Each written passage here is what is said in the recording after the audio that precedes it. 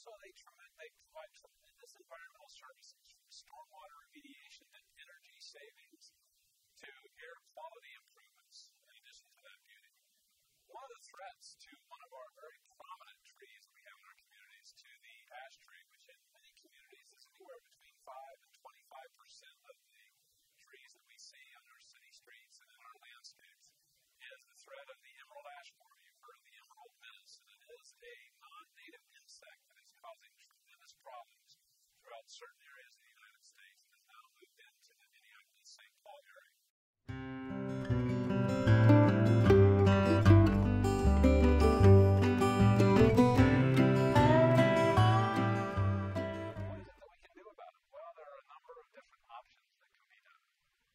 That is what we're going to talk about today on our Why Trees Matter program. Today we are speaking about the emerald ash.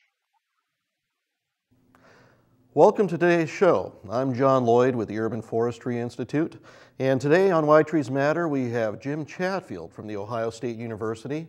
He works with the Extension program at Ohio State and is a professor of arborology with the Urban Forestry Institute. Jim, welcome today. Oh, it's great to be here in Minnesota. Lovely weather. You're enjoying the weather, all am. the snow and accumulated dirt. Yeah, It's a wonderful time of year. It's beautiful, nice crisp air outside. It is. At least it's not 30 below zero. So we're actually here today. One of the topics we're going to talk about is emerald ash borer. You may have heard about it or read about it on the news.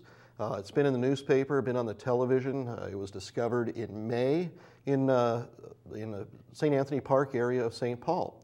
And this year, they've actually allocated funds to support communities in dealing with emerald ash borer. And Jim, who is from Ohio, they've been dealing with emerald ash borer for over 5 years now, or has it been longer than that, Jim? Well, I mean, it's really going on 7.5 years since we originally found emerald ash borer in North America, in Michigan in 2002. So really, it's been 6-7 years that we've been aware that it's been in Ohio, and we've been dealing with the impacts. And the impacts have been significant, haven't they? The impacts are significant, John. I mean, as you know, one of the real problems with invasive species is they come from one part of the world into another part of the world where, you know, there hasn't kind of become an equilibration of that interaction of that species with the native trees in this case.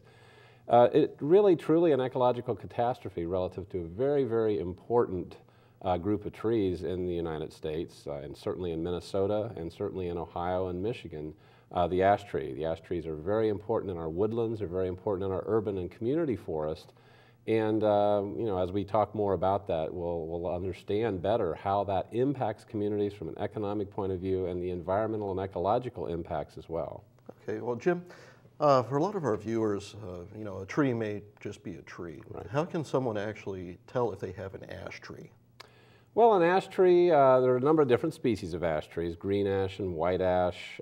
Black ash, very important as a bottomland species here in wooded areas in Minnesota, for example. And there are some other species. Obviously, there are other species in different parts of the world, but our North American ash species are identifiable by kind of their grand structure. They become large trees in most cases. The green and white ashes can be 60, 70, 80 feet tall. Very important in our cities. They're deciduous trees. They lose their leaves in the winter.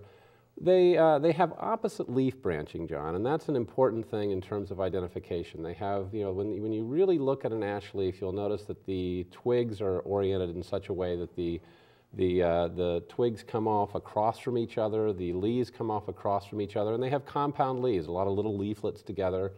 Very identifiable and different, for example, from the mountain ash, which has alternate arrangement on that stem compared to opposite. And so, you know, good identification characteristics, easy from field guides, good websites, Urban Forestry Institute websites, other areas where you can find out how to identify ash. National Arbor Day Foundation has an excellent little website pictorially, and all you'd have to do is go to Google and just, you know, look for their website or identification of ash in that in Google, and you'll see how you'll be able to identify those trees. Some of the questions that we get, you know, there's the common name ash, and you mentioned green ash, black ash, white ash, but you also mentioned this mountain ash. Now that's in a totally different genus, isn't it? It's not truly an ash tree? That's correct, and Okay. this is important. I mean, sometimes it seems like these names of plants are, just kind of, I'm not interested in the name part, but it really is very important here. For example, mountain ash is actually in the rose family. The ash tree, which is in the genus Fraxinus, so Fraxinus is the Latin genus for this plant, and Fraxinus is in the olive family. Sorbus, which is the mountain ash, is in the rose family. And why does that matter? Well, it matters because of certain kinds of pests. For example, when we think of what kinds of insects feed on Fraxinus, they're very different from the kinds of insects that feed on Sorbus. And in fact, the emerald ash borer has a very narrow host range. Not all insects are this way, but the emerald ash borer only feeds on the genus Fraxinus, only feeds on plants in that single genus in nature, and so we would never expect the feeding of the emerald ash borer that only feeds on ashes in the genus Fraxinus to be on mountain ash, or for that matter, maples in the genus Acer or oaks in the genus Quercus. So that name thing really makes a difference. It helps us keep track of what kinds of pests a plant has. Okay, so essentially what you're saying is the emerald ash borer only attacks ash that occur in the genus Fraxinus. That's correct. Okay. Within that, then, if we're talking about it, how do they kill the tree? I mean, do they come in and do they just munch the tree up, or how do they actually kill the tree? Yeah, that's an important point. Insects feed in a lot of different ways. Gypsy moth caterpillars, just as an example, a different kind of insect totally, is feeding on those leaves. But what happens with emerald ash borer, and one of the things that makes it so rapidly devastating, is that the female emerald ash borer insect actually lays eggs under the bark of the tree. And what happens is that when those eggs hatch into larvae, the larval stage of this insect, of this beetle, the larvae feed and cause damage inside in the inner portion of that bark, and they damage some tissues that we call phloem and cambium, and also they scar some of the xylem. Now, those are terms that may or may not be familiar to everybody, but the phloem is critical.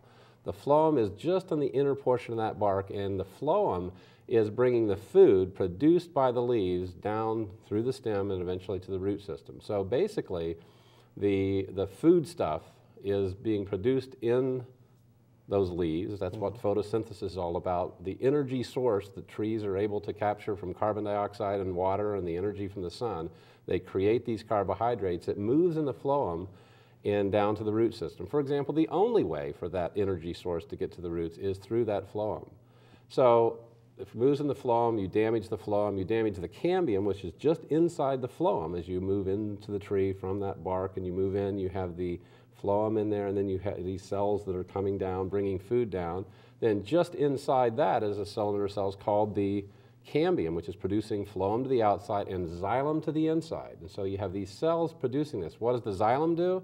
The xylem is the cells that are bringing water and minerals that are useful to the tree, water and minerals from the soil up the tree. So when you damage what brings food to the roots, and you damage the tissue, the cambium that is actually producing new phloem and xylem cells, and you damage the xylem and injure the xylem that is bringing water up to the top of the tree, obviously that's devastating. So in a way, what it is, it's not the adults. It's the larval stage, the little grub stage that actually grows in there, feeds on that tissue around the tree and pretty much restricts any of the food from the leaves from getting to the roots and any of the water and minerals from the roots from getting up the tree. So it's almost like a strangulation in a way. It's a strangulation, a smothering, a cutting off of that conducting system of the plant. The adult beetles will feed on leaves and they'll cause a little notching, but that's really very, very minor and not an issue relative to the health of the plant. It is those larvae inside the bark that are doing the damage that basically is cutting off the lifeline for that tree. And for these trees, there's no defense. Once they're infested, they're going to die. Is that the way? It's pretty close to that. I mean, the reality of it is that this insect came from Asia. Mm-hmm. There are ashes in Asia, so there are species of Fraxinus that exist in Asia, and what we know about that is that they have been co-evolving over long periods of time in Asia, such that in Asia the emerald ash borer causes some damage, but very minor compared to what it causes on our Fraxinus in North America. In other words, natural selection has been operating over millions and millions of years such that this is a minor pest in Asia. Unfortunately, what happened is that this insect came into the United States, we believe through the port of Detroit, probably through pallets and other packing material, escaped out into the North American continent, and encountered Fraxinus species that have not had this coevolution, that have not had this natural selection pressure, that have not been challenged by this insect. And so the genetics of our North American ash species, the black ash, the green ash, the white ash, the blue ash, our North American species, our native ash species, have never encountered this insect, and so they don't have the kinds of genetic resistance mechanisms that apparently have been that have been developed through natural selection. The survivors are the ones that have ways to deal with that, and natural predators and parasites that occur in Asia. We're obviously studying those kinds of things. I mean, let's think about the long-term idea of what would eventually help solve this problem. But eventually we'll discover that there probably are predators and parasites that can help. We'll also probably discover what chemically is going on in the plants. What chemicals do the Asian ash species produce that help it naturally defend against the emerald ash borer?